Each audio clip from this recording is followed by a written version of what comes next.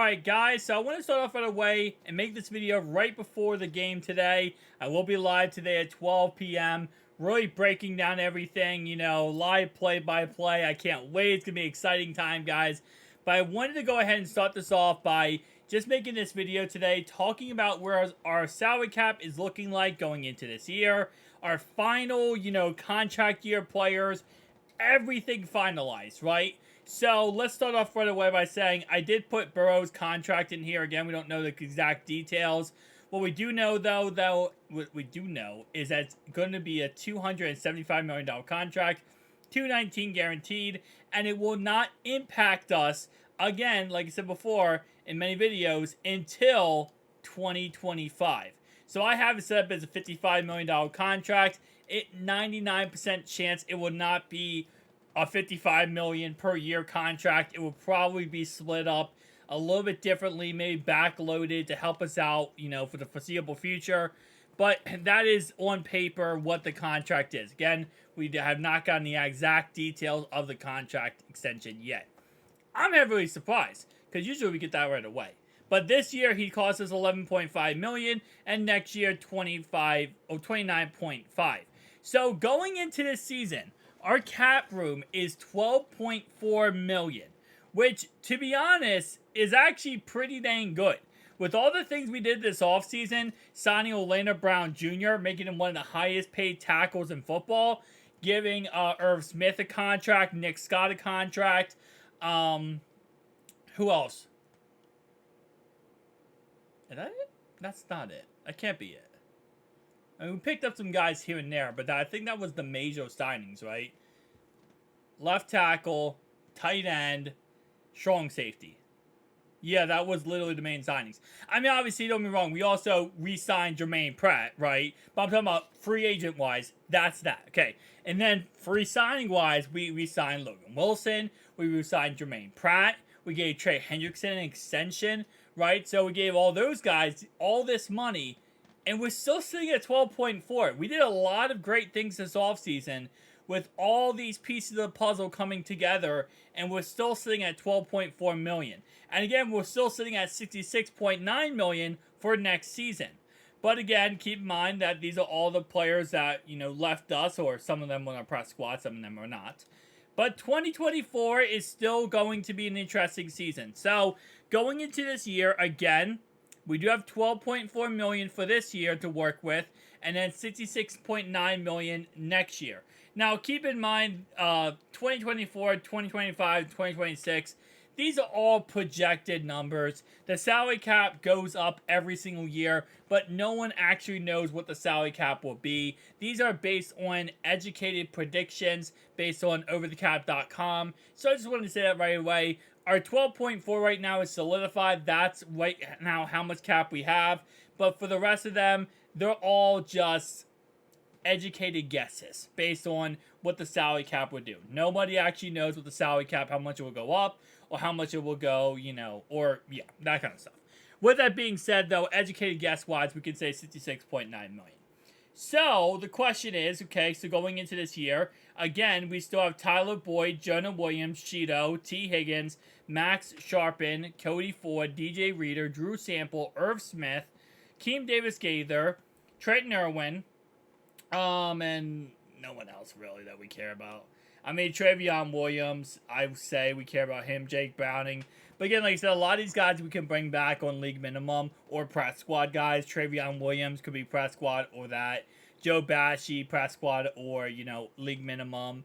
Cal, same thing. Jake Browning, same thing. Devin Conklin, I know he's hurt right now, so we might not even bring him back anyway. But again, like I said, there's a lot of players we can kind of work around that, right?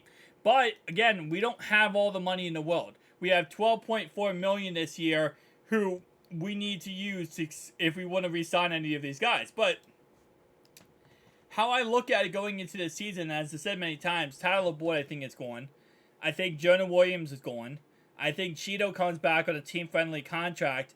And everyone else on this list, except for T, I think is going. And it is what it is. But again, like I said, these are going to be questions we have, and that's why I wanted to make this video now before the season started, like literally the day of the season, because these are questions we're going to get answered throughout the season. How are they going to deal with losing some of these options, some of these pieces? And again, not all these pieces are that crazy. If we do bring back T in the end, which I know kind of split on right now when it comes to Who Dey Nation on what we think was going to happen with T, but with that being said, with all these weapons that, well, not weapons, but a lot of these players are going to lose, we're going to see this year how other players step up and, show off and show us that, they could be that guy. Now, keep in mind, and I do want to mention this because it says something I didn't mention myself, and I think somebody commented down below and actually said a really good comment on it.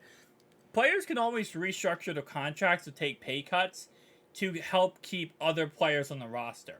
So players like, for example, Mike Hilton, who is up there in age, he's 30 years old going into this season. I think he's 29 years old, but going into next season, he's 30 years old. It's very possible he takes a contract. We give him an extension, but he takes less money so that we have more money to work with, short term for some other pieces to bring back players like Cheeto and etc. So there's always ways to work around. Yes, we have 12.4 million this year, 66.9 next year. But again, there's always ways to work around that, right? If you get players to take pay cuts, you can get, the money down. Exactly what happened, really. The only reason we have 12.4 million right now is because of our man Joe Mixon. Joe Mixon took a pay cut, which allowed us to be able to get that 12.4 million. So this goes to show it is very possible players take pay cuts in this season. But again, it would really come down to who is the guy who's going to take the pay cut. It's going to be BJ Hill. It's possible. He's making 10.8 million. It's possible he takes a pay cut. Is it, not Orlando Brown, man. Not at all. He just got paid. Is it going to be Mike Hilton?